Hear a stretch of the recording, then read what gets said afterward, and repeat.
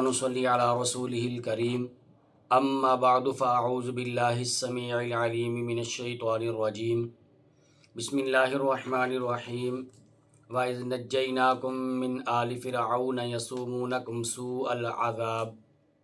يقتلون أبناءكم ويستحيون نساءكم وفي ذلكم بلاء من ربكم عظيم صدق اللہ العظیم۔ انتہائی واجب الاحترام سامعین گرامی، آج کی نشست میں آپ احباب کے سامنے حقیقی آزادی کیا ہے، اسلام کی نظر میں آزادی کا مفہوم کیا ہو سکتا ہے، اس عنوان سے چند ایک گزارشات کرنی مقصود ہے۔ عزیزان گرامی، آزادی یہ ایک ایسا لفظ ہے کہ اس لفظ کو سنتے ہی انسان کے دل میں خوشی، عزت اور وقار کا ایک احساس پیدا ہو جاتا ہے۔ دنیا میں ہر قوم غلامی سے نجات کو اپنی سب سے بڑی کامیابی سمجھتی ہے، اور یقیناً کسی انسان یا قوم کا ظلم و جبر سے آزاد ہو جانا یہ ایک عظیم الشان نعمت ہے۔ لیکن سوچنے کی بات یہ ہے، اگر ایک انسان بیرونی غلامی سے تو آزاد ہے، مگر وہ اپنی خواہشات کا اگر غلام بن جاتا ہے، اگر وہ رسم و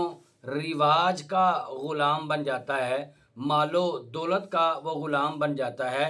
یا وہ لوگوں کی خوشنودی حاصل کرنے کا غلام بن جاتا ہے، تو کیا حقیقتاً یہ آزادی ہے؟ کیا حقیقتاً ہم نے آزادی کو حاصل کر لیا ہے؟ اسلام ہمیں آزادی کا ایک ایسا تصور عطا کرتا ہے کہ جو انسان کو صرف ظاہری غلامی سے نہیں بلکہ ہر باطل کی غلامی سے ہمیں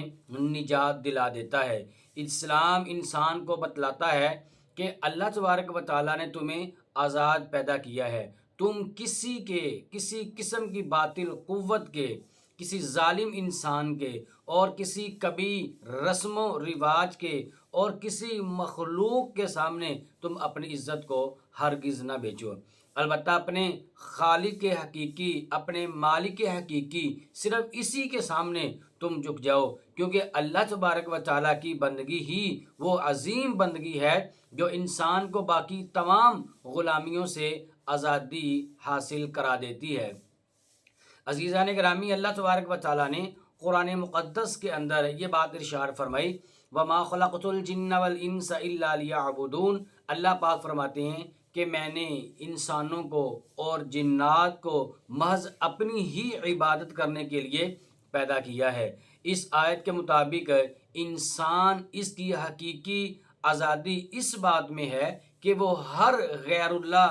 کوئی غلامی کو چھوڑ کر صرف ایک اللہ تبارک و تعالیٰ کے در پر آ کر کے جھک جائے، وہ ایک اللہ تبارک و تعالیٰ کا بندہ بن جائے۔ جب انسان لا الہ الا اللہ کہتا ہے تو وہ در حقیقت اس بات کا اعلان کر رہا ہوتا ہے کہ میں اللہ تبارک و تعالیٰ کے سوا اللہ کی مخلوق میں سے کسی شخص کو میں اپنا معبود نہیں مانتا، میں اللہ تبارک و تعالیٰ کے سوا اپنا کسی کو حاجت روا، کسی کو مشکل کشا، کسی کو بگڑیاں بنانے والا، کسی کو بگڑیاں بگاڑنے والا، گنج بخش اور دستگیر اللہ تبارک و تعالیٰ کے سوا میں کسی کو نہیں مانتا۔ عزیزان گرامی، یہ حقیقی آزادی کہلاتی ہے۔ اور انسان جب لا الہ الا اللہ کہتا ہے تو وہ دولت کو اپنا خدا نہیں مانتا۔ انسان جب لا الہ الا اللہ کہتا ہے تو وہ اپنی خواہشات نفس کو وہ اپنا خدا، اپنا خالق اور اپنا مالک نہیں مانتا۔ اسی طرح جب انسان لا الہ الا اللہ کہتا ہے تو اس کے کہنے میں کسی قوم، خاندان، ذات یا رسم کو اللہ تبارک و تعالیٰ کے حکم پر مقدم ہرگز نہیں کر سکتا۔ اسی طرح عزیزان گرامی، یہ دین اسلام ہے۔ دین اسلام نے مجھے اور آپ کو جو آزادی کا تصور دیا ہے وہ ہر قسم کی فکری اور دینی آزادی کا ہمیں اس بات کا اس نے ہمیں درس دیا ہے۔ اللہ تبارک و تعالیٰ نے قرآن کریم میں یہ بات ارشاد فرمائی، لا اکراہ فی الدین، کہ دین میں کوئی کسی قسم کا جبر نہیں ہے۔ اور ایک دوسری جگہ پر اللہ تبارک و تعالیٰ نے قرآن کریم کے اندر یہ بات ارشاد فرمائی ہے وَلَوْ شَاءَ رَبُّكَ لَآمَنَ مَنْ فِي الْأَرْضِ كُلُّهُمْ جَمِيعًا، اگر اللہ تبارک و تعالیٰ چاہتے، اگر آپ کا رب چاہتا تو یقیناً جو لوگ بھی زمین کے اندر رہتے ہیں ان تمام کے تمام لوگوں کو اللہ تبارک و تعالیٰ ایمان کی دولت سے مالا مال فرما سکتے تھے۔ أَفَأَنْتَ تُكْرِهُ النَّاسَ حَتَّى يَكُونُوا مُؤْمِنِينَ، تو آگے فرمایا تو کیا آپ لوگوں کو مجبور کریں گے، آپ لوگوں کو مجبور کریں گے یہاں تک کہ سارے کے سارے لوگ جو ہیں وہ مسلمان ہو جائیں؟ ایسی بات نہیں ہے۔ دین اسلام ہمیں اس طرح ہر مذہب کو دین اسلام جو ہے وہ اپنے مذہب کی آزادی دیتا ہے۔ ایک اور مقام پر اللہ پاک نے یہ بات ارشاد فرمائی ہے کہ اِنَّا هَدَيْنَاهُ السَّبِيلَ إِمَّا شَاكِرًا وَإِمَّا كَفُورًا، فرمایا کہ بلا شبہ ہم نے راستہ دکھا دیا ہے، خواہ اس راستے کے اوپر چل کر آدمی اللہ کا شکر ادا کرے یا نافرمانی کرے، اس چیز سے بھی اللہ تبارک و تعالیٰ نے آزادی عطا فرمائی ہے۔ اور ایک اور جگہ پر فرمایا وَقُلِ الْحَقُّ مِن رَبِّكُمْ، اور آپ کے پروردگار کی طرف سے وہ حق جو ہے وہ آ چکا ہے تمہارے پاس۔ فَمَن شَاءَ فَلْيُؤْمِن وَمَن شَاءَ فَلْيَكْفُرْ، اللہ تبارک و تعالیٰ فرماتے ہیں کہ جو شخص چاہتا ہے فَمَن شَاءَ فَلْيُؤْمِن وَمَن شَاءَ فَلْيَكْفُرْ، فرمایا اب جو چاہے وہ ایمان لے آئے اور جو چاہے وہ ایمان نہ لے کے آئے بلکہ وہ حالت کفر میں ہی دنیا کو چھوڑ کر کے چلا جائے۔ اسی طرح عزیزان گرامی یہ دین اسلام ہے جو ہمیں نفس کی خواہشات سے آزادی دلاتا ہے۔ اللہ تبارک و تعالیٰ نے قرآن کریم میں یہ بات ارشاد فرمائی أَرَأَيْتَ مَنِ اتَّخَذَ إِلَٰهَهُ هَوَاهُ، کیا آپ نے اس شخص کو نہیں دیکھا کہ اس شخص نے اپنے ہی نفس کو اپنا خدا بنا رکھا ہے۔ أَفَأَنْتَ تَكُونُ عَلَيْهِ وَكِيلًا، فرمایا کہ کیا آپ اس کے ذمہ دار ہوں گے؟ ہرگز آپ اس کے ذمہ دار نہیں ہوں گے۔ اللہ تبارک و تعالیٰ نے جو دو راستوں کی طرف رہنمائی فرما رکھی ہے کہ وَهَدَيْنَاهُ النَّجْدَيْنِ، یہ دو راستے ہیں، ایک راستہ تمہیں سیدھا جنت کی طرف لے کر جانے والا ہے اور دوسرا راستہ یہ تمہیں جہنم کی طرف لے کر جانے والا ہے۔ اب اللہ تبارک و تعالیٰ نے انسان کو اتنا اختیار دے رکھا ہے کہ سیدھے راستے کے اوپر چل کر جنت کے اندر چلا جا یا الٹے راستے کے اوپر چل کر تو اپنی دنیا اپنی آخرت کو تباہ و برباد کر سکتا ہے۔ اب اس میں کوئی کسی قسم کا جبر اور زبردستی نہیں ہے کہ نہیں تو نے جو ہے وہ لازمی طور پر یہ اسلام ہی کے راستے کے اوپر چلنا ہے، یا تم نے لازمی طور پر صرف اور صرف تم نے